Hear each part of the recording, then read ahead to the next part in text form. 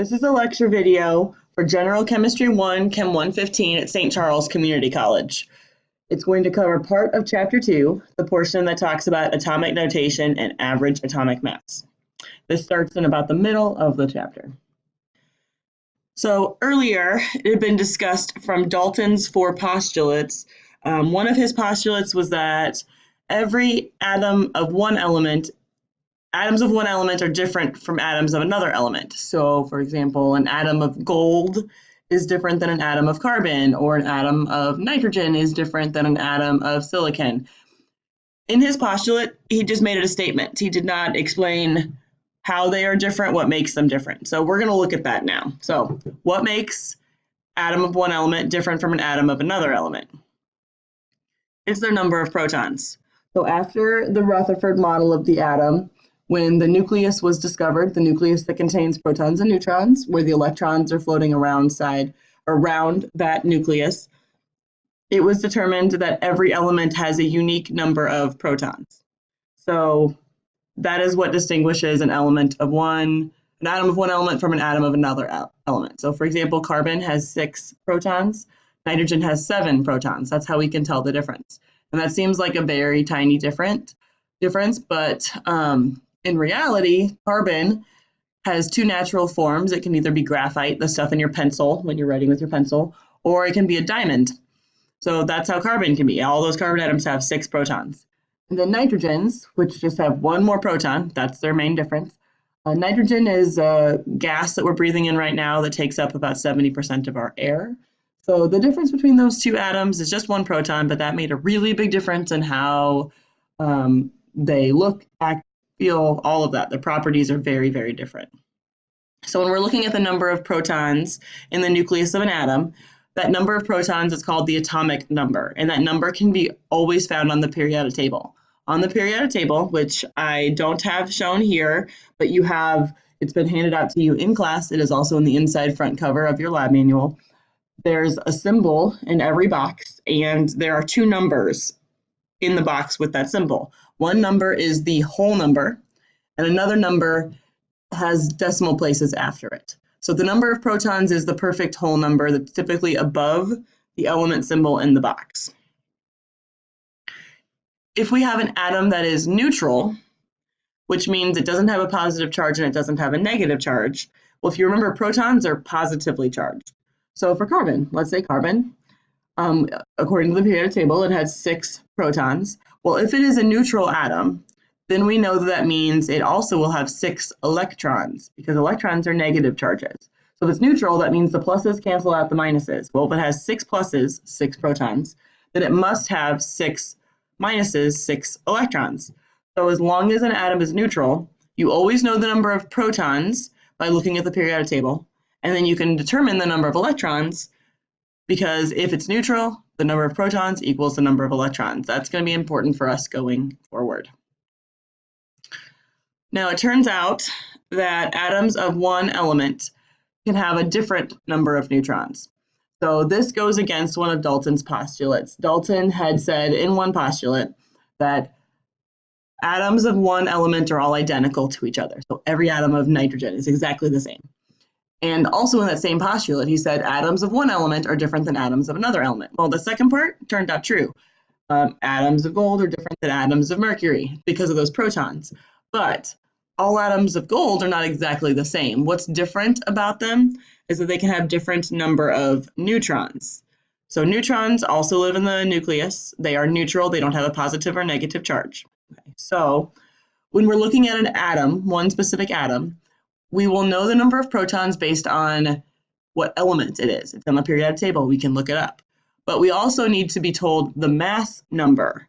The mass number is the number of protons and neutrons. So again, the number of protons can be determined from the periodic table. But if someone tells you the mass number, they're telling you the total number of protons and neutrons. So if you want to know the number of neutrons, we just take the mass number, the total, minus the number of protons, which is also called the atomic number. So if it were up to me, I would not have called this number the mass number. I would have called it the nucleus number, because protons and neutrons live in the nucleus.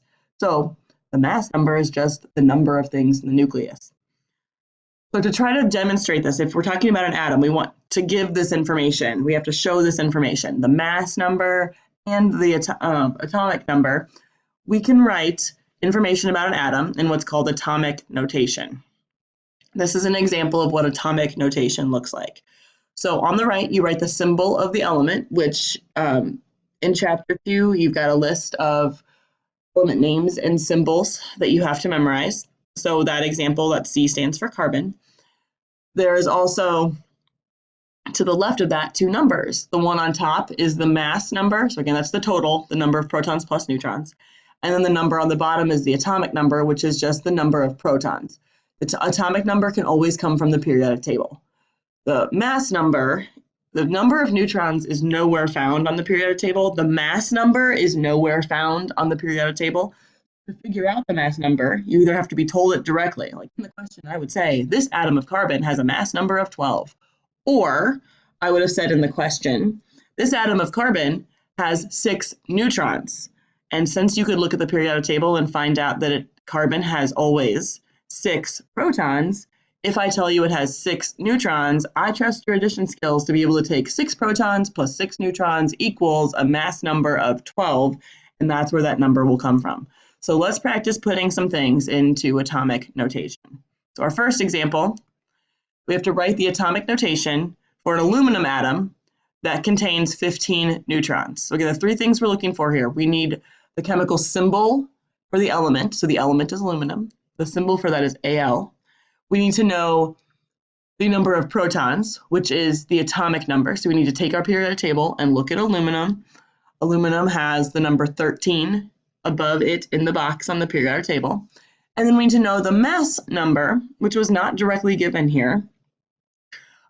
We know that it has 15 neutrons. We just looked up on the periodic table that it has 13 protons.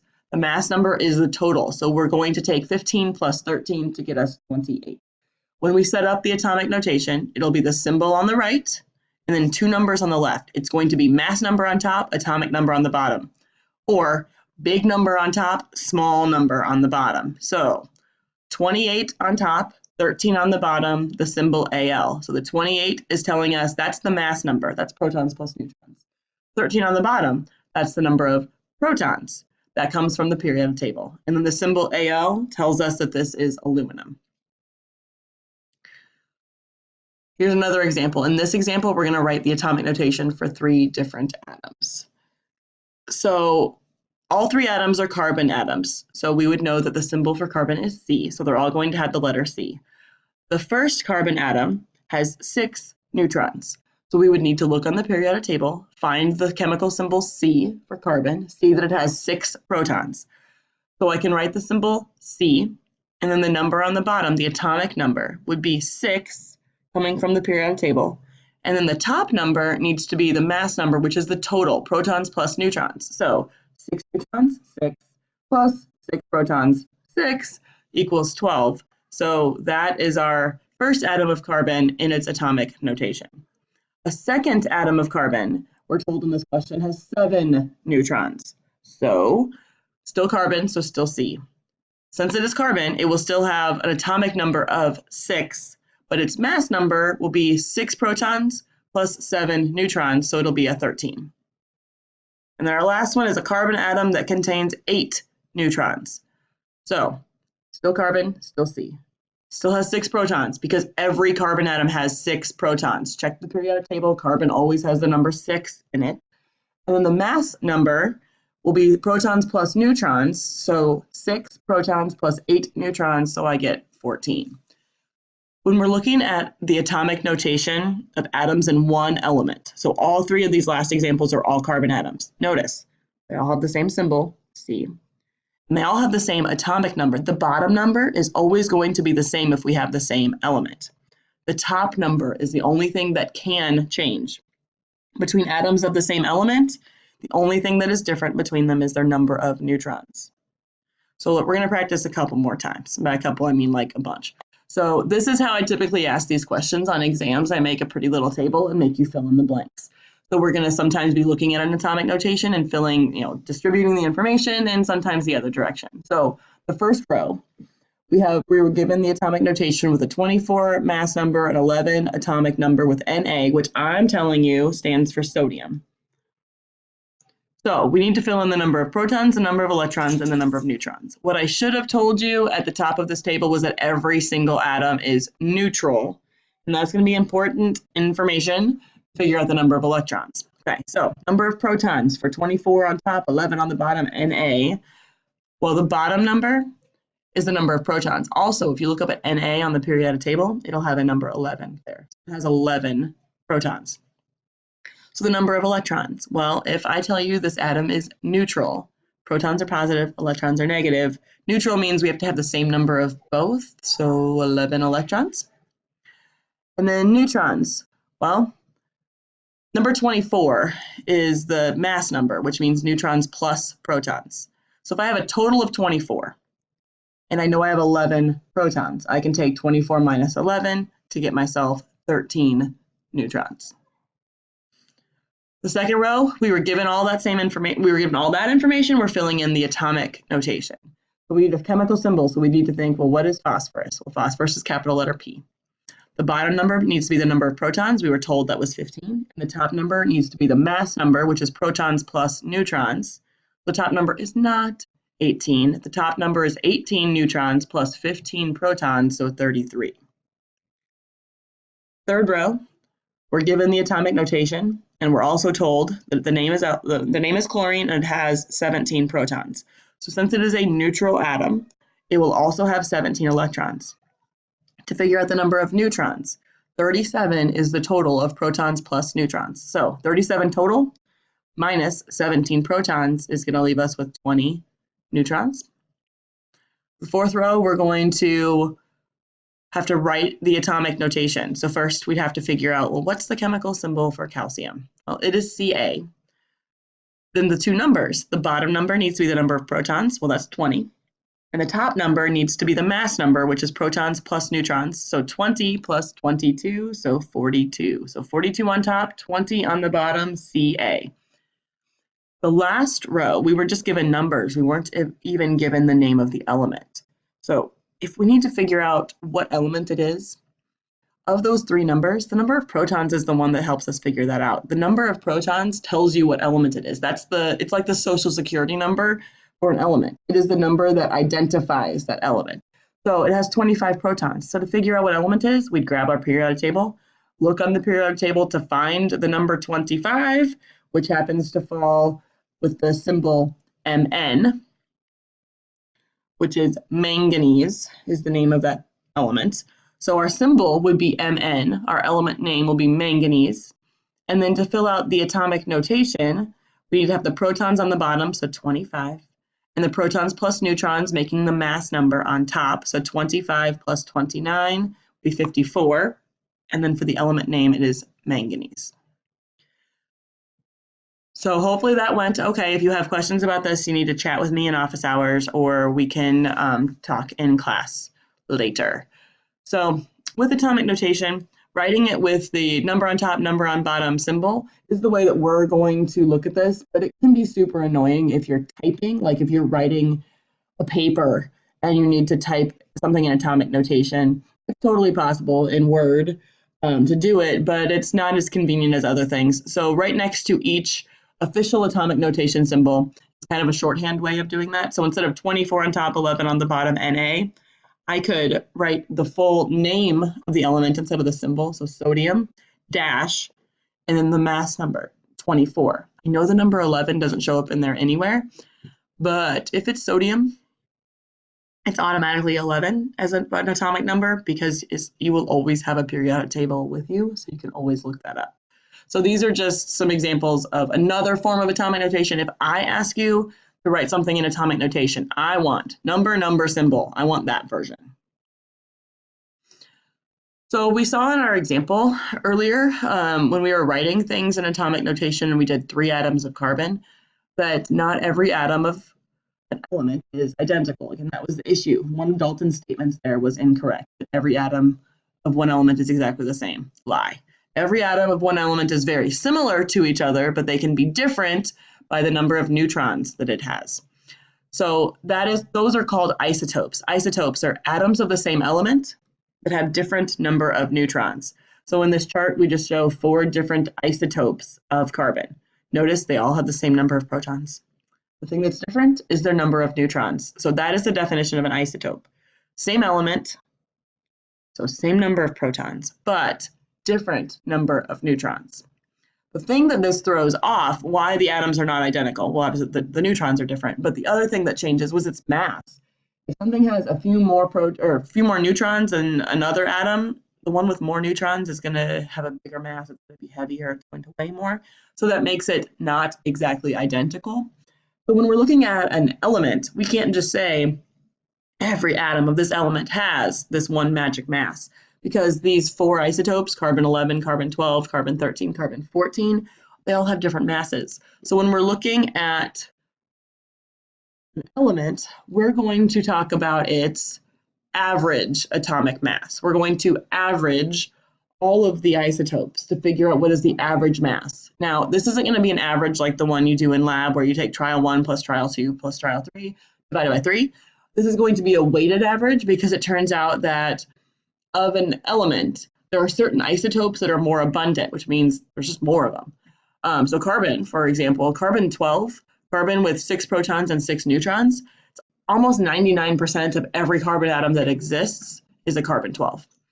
About 1% is carbon 13, just a little bit less than 1%, and then the other 2, the carbon 11, carbon 14, make up way less than 1%. So we can't just add the 4 masses, carbon 11 plus carbon 12 plus carbon 13 plus carbon 14, divided by 4, because that would show an average somewhere right in the middle, when in reality, almost every single carbon atom that exists is carbon 12. So the average should be much closer to that. So it's a weighted average. We're going to have to take into account the mass of each isotope plus its abundance. Abundance, like what percentage of all atoms of that element exist. So here's the equation we're going to use when calculating the average atomic mass. We're going to take the mass of one of the isotopes, like carbon 11, and multiply it by the fractional isotope abundance. So let's say it was 0.13% of all carbon atoms was carbon 11. That's a percentage. We need to make that not a percentage. We need to make that a decimal. So to convert a number from percentage into a decimal form, we just divide it by 100. So 0.13% would become 0.0013. Then I would take the mass times 0.0013, and then I need to repeat that for every single isotope of that element. So I would do that for carbon 12, and carbon 13, and carbon 14. Now that symbol right next to the equal sign, the big old sigma there, that stands for the sum. So what we're going to do is we're going to take the mass times the decimal abundance, each isotope, and then sum, add them all together. So let's do an example of this. So in this example, we're looking at silicon. Silicon has 3 isotopes, silicon 28, silicon 29, and silicon 30. And in the question, I'm telling you, silicon 28, 92.23% of all atoms of silicon are silicon 28. So it's the most common atom of silicon. Silicon 28 has a mass of 27.97693 AMUs.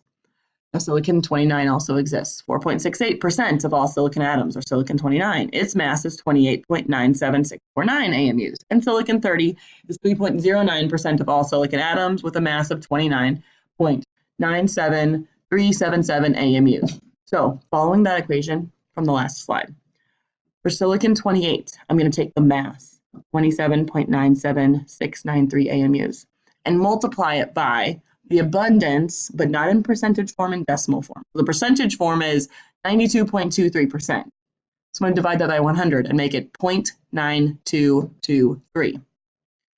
That is me looking at silicon 28, and I'm going to repeat that for silicon 29 and silicon 30. So this is what it would look like, me showing the silicon 28 first, silicon 29 second, and silicon 30 last.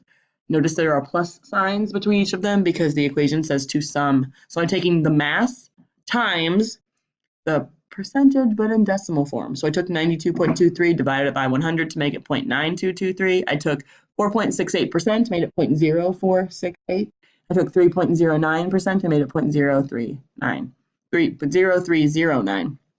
Then I did the math. and I get 28.09 AMUs.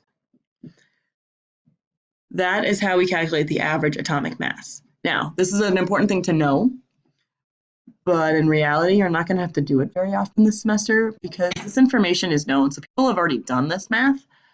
So, be able to do a calculation because it can totally show up, but it's not going to be a super common thing we do. The average atomic mass, which should be called average atomic mass. Our textbook often calls atomic weight, which drives me crazy because weight and mass aren't the same thing. But a lot of times the word average gets dropped and it's just called the atomic mass. This number has been calculated for every element and it's already found on the periodic table. So when we talked about the periodic table, there's a symbol in each box. There's a whole number, which we now know is the atomic number, the number of protons. And then there's a number with a bunch of decimal places to the right of the decimal point. That's the already calculated average atomic mass.